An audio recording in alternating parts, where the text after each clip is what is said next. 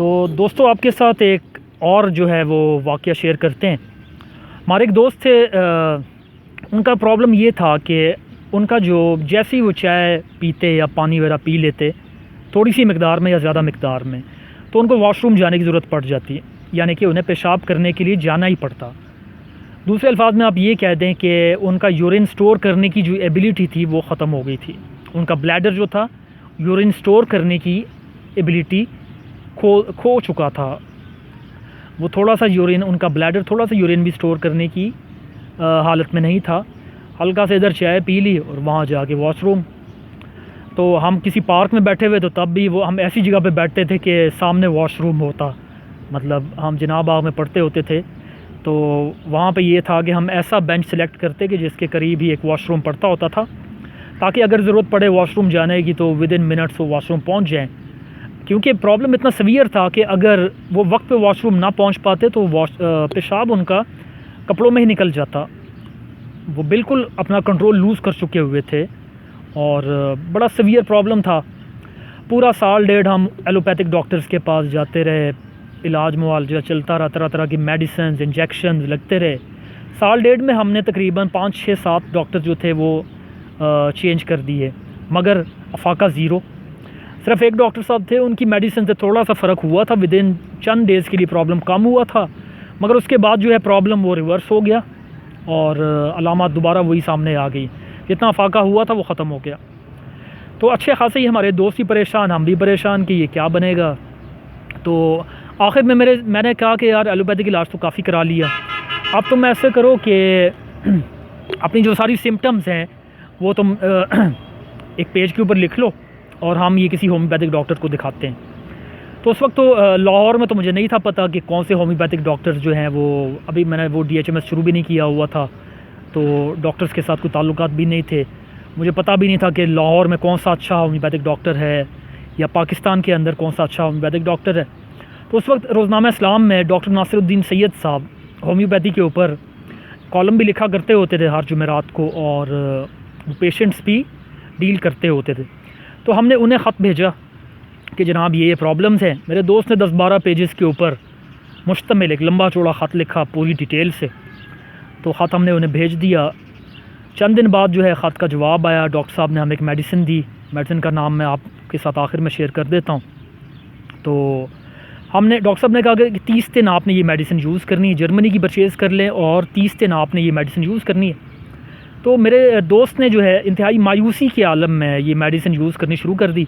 मैंने मेडिसिन बाज़ार से परचेज़ की, रेक्विगेट या श्वाबे कंपनी की मेडिसिन थी, वो हमने परचेज़ कर ली और मैंने उन्हें दे दी कि यार यूज़ करनी है 30 दिन। तो मेरे दोस्त ने, वो अच्छा खासा डिसअपॉइंट हो चुका हुआ था, तो जब उसने देखा कि हफ़्ता मैं होम्योपैथिक मेडिसिन यूज़ की फ़र्क ना हो, 2 हफ़्ता कोई फ़र्क ना हो, फिर 3 हफ़्ते कोई फ़र्क ना हो, फिर उसने 20 दिन मेडिसिन यूज़ की, 20-22 दिन मेडिसिन यूज़ करके ना उसने वो मेडिसिन एक साइड पे रख दी कि मैंने अब मज़ीद ये मेडिसिन नहीं लेनी। वो डिसअपॉइंट हो चुका था कि यार यहाँ से भी मैं, मतलब ये कि एलोपैथी से भी मैं ठीक नहीं हो रहा, तो अब होम्योपैथी से भी मैं ठीक नहीं हो रहा, बनेगा क्या। सीधी सी बात है कि बंदा सोचता है, जिसके ऊपर गुजरती है वही बेहतर एक्सप्लेन कर सकता है कि क्या कंडीशन हो जाती बंदे की। पेशाब रोकना जो है एक नेमत है कि हमारा ब्लैडर जो है, यूरिनरी ब्लैडर, गिलास 1.5 गिलास पानी स्टोर कर लेता है और कई घंटे स्टोर किए रहता है। गर्मियों में तो ये अच्छा खासा स्टोर करता है स्टोरेज, सर्दियों में भी ये स्टोर करने की एबिलिटी होती है हमारी चंद घंटे की। तो एक ख़ास क्वांटिटी होती है यूरिन की जो हमारा ब्लैडर क्या करता है, वो रिटेन करके रखता है और उसको स्टोर करता है कई घंटे तक। तो खैर मैंने उस दोस्त को बड़ा मुश्किल से कन्विंस किया कि यार तुम 30 दिन तो पूरे करो ना यार। तो इस तरह मेरे उस दोस्त ने वो 30 दिन मेडिसिन मेरे कहने पे बड़ी मुश्किल से 30 दिन उन्होंने मेडिसिन वो इस्तेमाल की। और उसके बाद उन्होंने ये किया कि जैसे ही 30 दिन पूरे हुए ना, उन्होंने वो मेडिसिन जो थी दीवार के ऊपर दे मारी और कहा कि बस ख़त्म, अब मैंने और नहीं खानी ये मेडिसिन। मैंने कहा यार डॉक्टर साहब को दोबारा कॉल करते हैं या उन्हें दोबारा ख़त लिखते हैं, तो कहता कि नो कोई चक्कर नहीं, बस ख़त्म।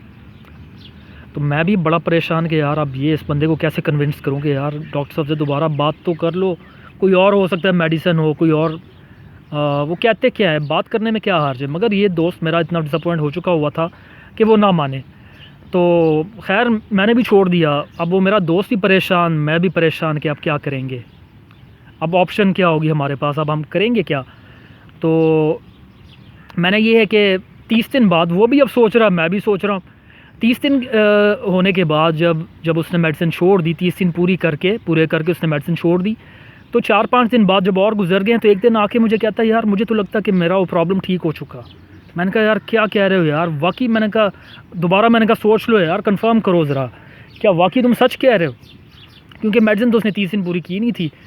तो मैंने कहा यार बहुत अच्छा हो जाएगा अगर वाकई ऐसा ही है। तो कहता है कि हाँ यार मुझे लग रहा कि प्रॉब्लम रिज़ॉल्व हो चुका।